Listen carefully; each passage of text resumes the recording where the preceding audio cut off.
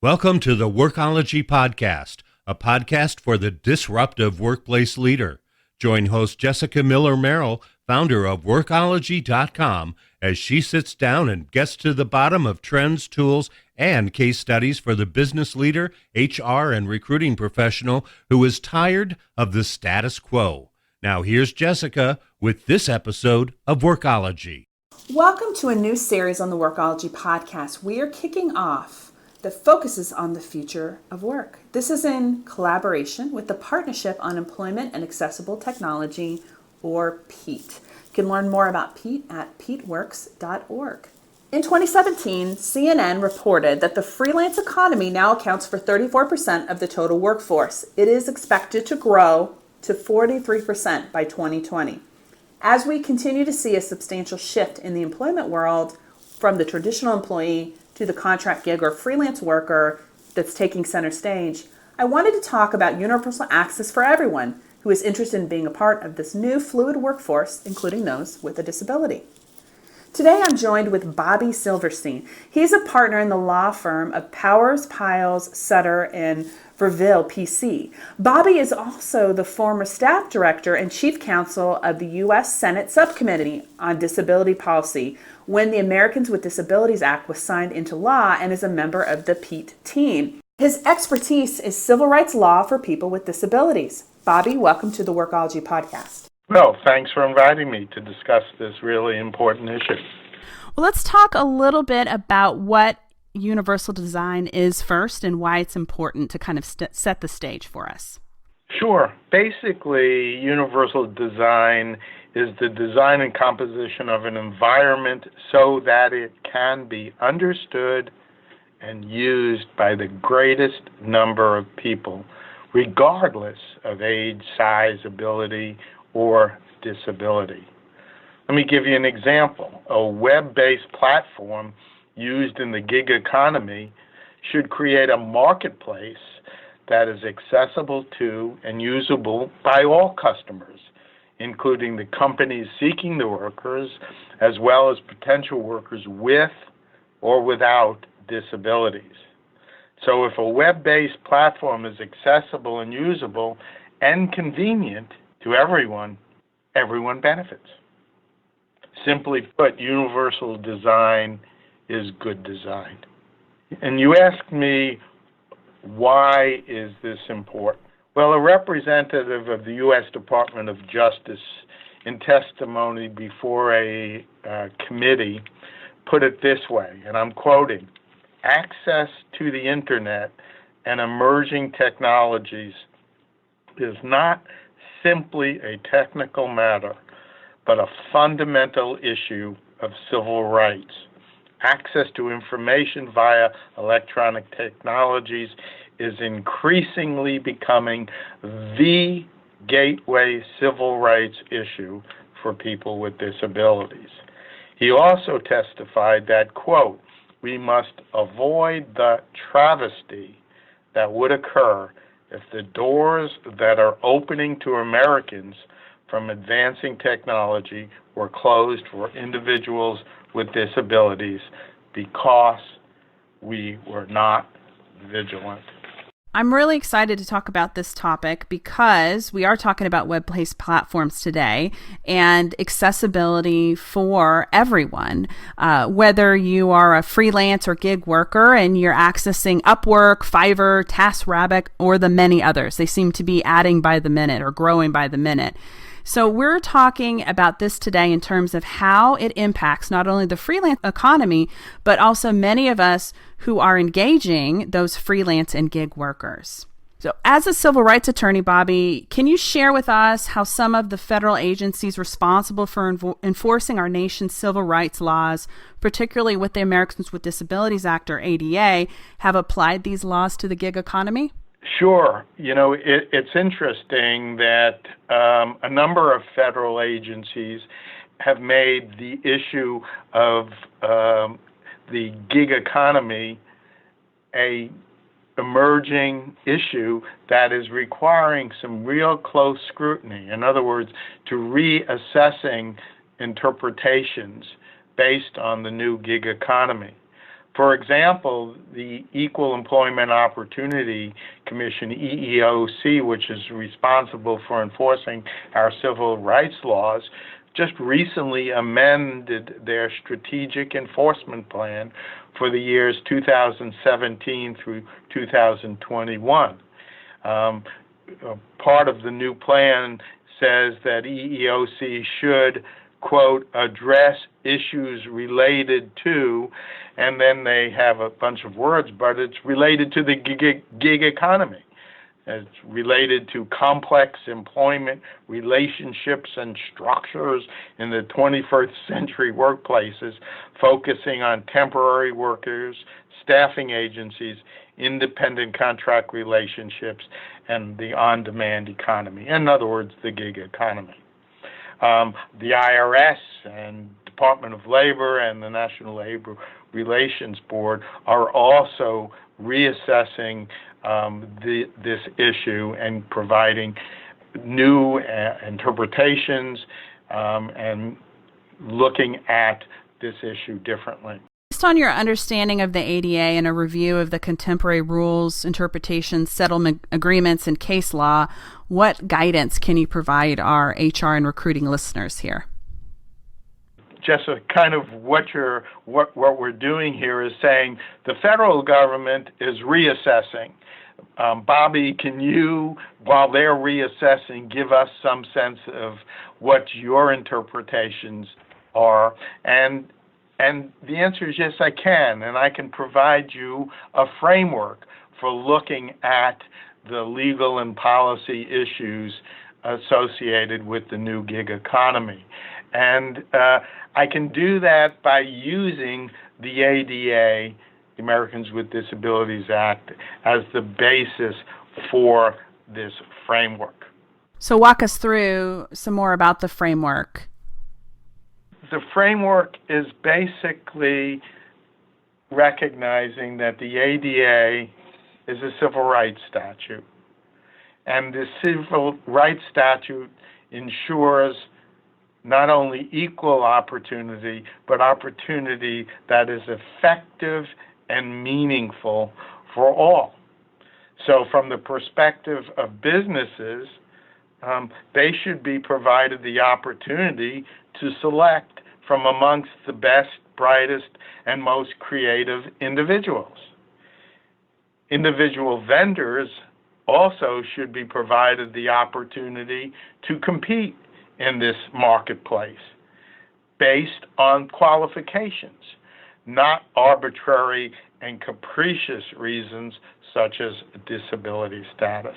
So what are the topic areas included in your gig economy framework? Well, there are three basic issues or topics that I think folks should be focusing on. The first is whether a business that uses a web-based platform to select gig workers, whether they're acting as employers, and whether the individual vendors are considered employees. The second major topic is if these vendors are considered independent contractors and the companies are not considered employers subject to the ADA, whether or not there are other provisions of the ADA that still apply. In other words, if you're not an employer, you're not subject to Title I of the ADA, which deals with employment discrimination.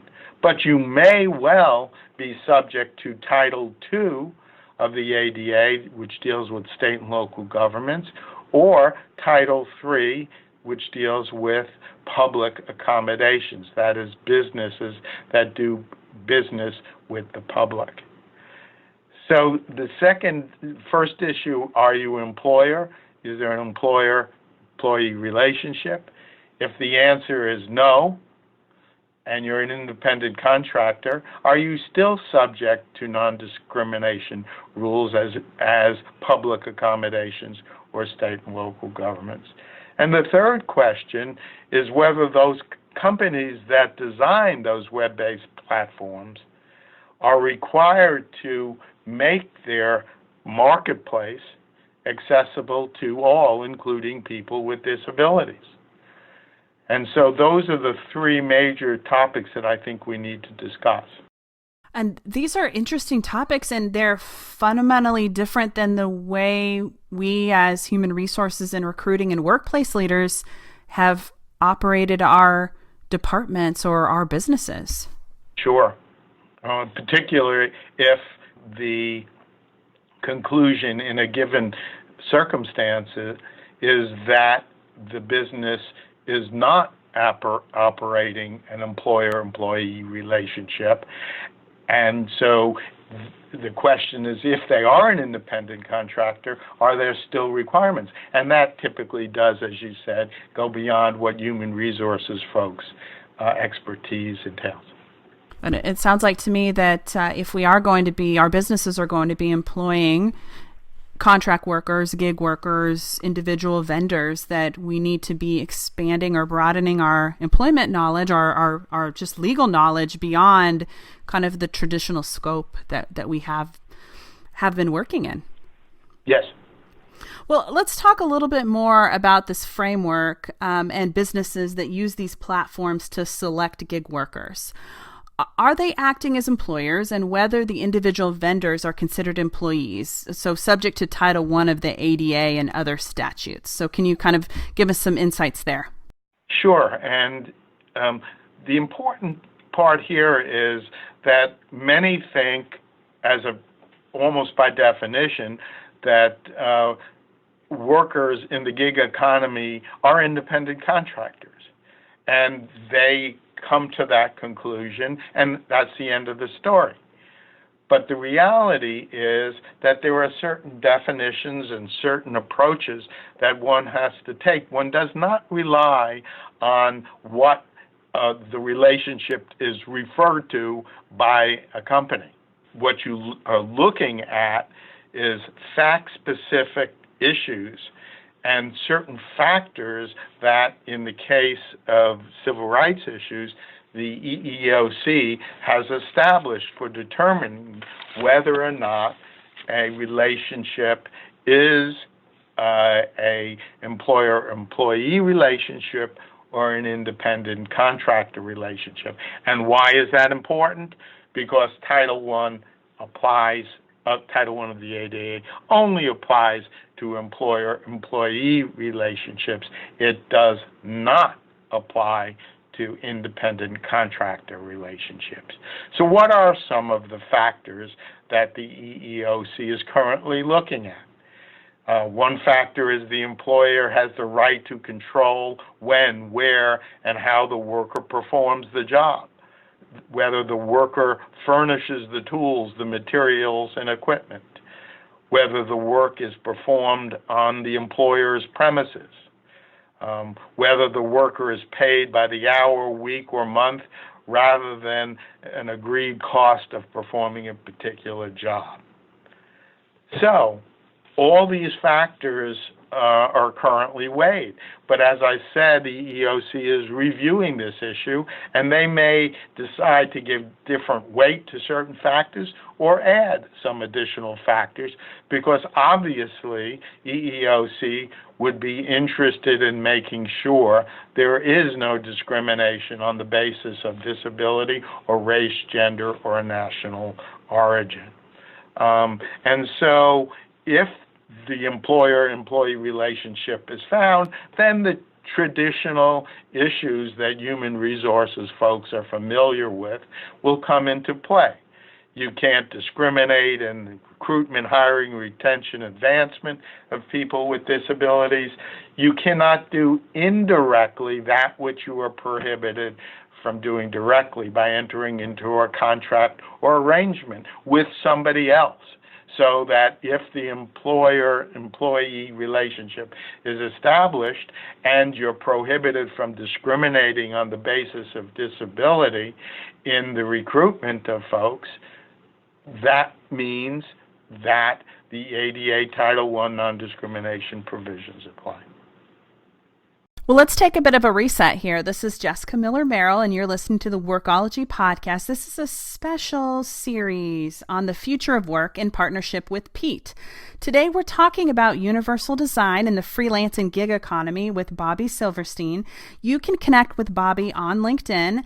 He also has a wealth of resources and sources and information that he shared with us. These are going to be available on the transcript of this particular podcast. You just go to workology.com and type in universal design, or you can go to the podcast link down on your right side of the website, and you can access all the resources that Bobby has shared with us, because we've already had a ton of information thrown at us, and there's a lot more interesting things that we're going to be talking about in just a minute. The Workology Podcast Future of Work series is supported by PEAT, the Partnership on Employment and Accessible Technology. PEAT's initiative is to foster collaboration and action around accessible technology in the workplace. PEAT is funded by the U.S. Department of Labor's Office of Disability Employment Policy, ODEP. Learn more about PEAT at peatworks.org. That's PEATWORKS.org. So let's get back to it a little bit. Let's talk about this second component of the framework.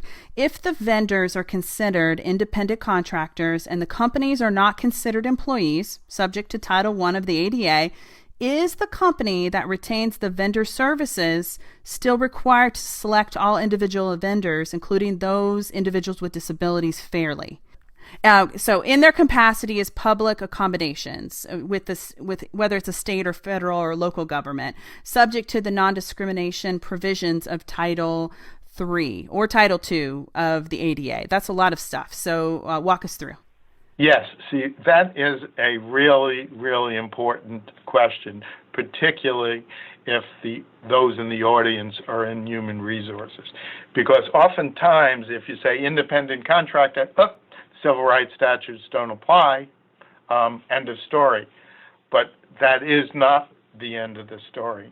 And before I get into the specifics of the ADA Titles II and Title III, let me start by kind of framing this issue in terms of the current pending cases against Uber, because this really explains from a policy perspective what it is we're talking about.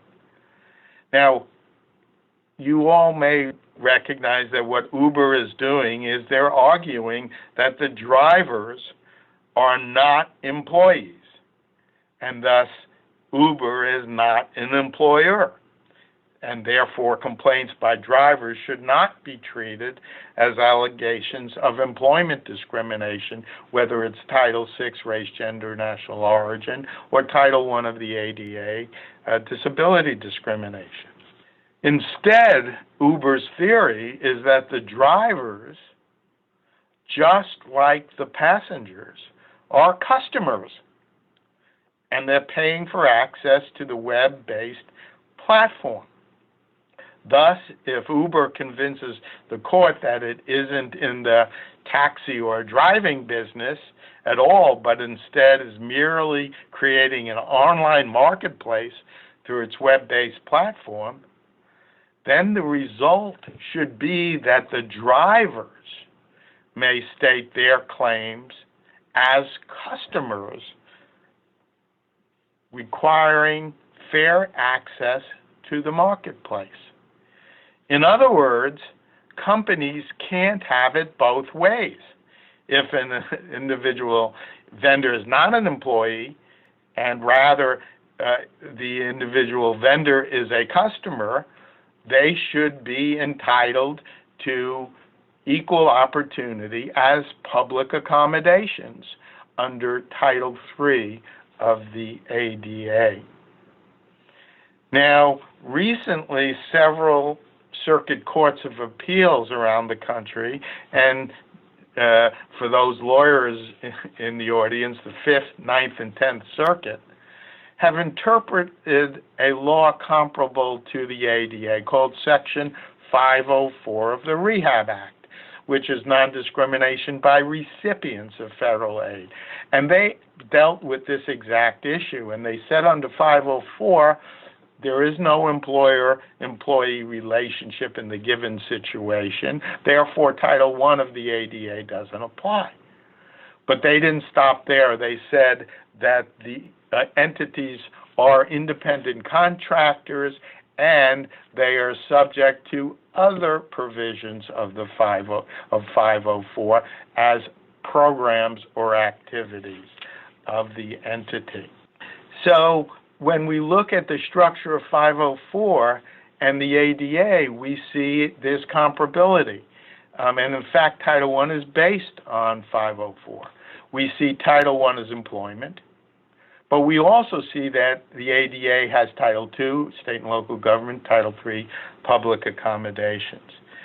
And in my opinion, it may well be that companies who are seeking workers in the gig economy may be considered public accommodations because they are customers like Uber, who that's what Uber said in their argument. They're customers also.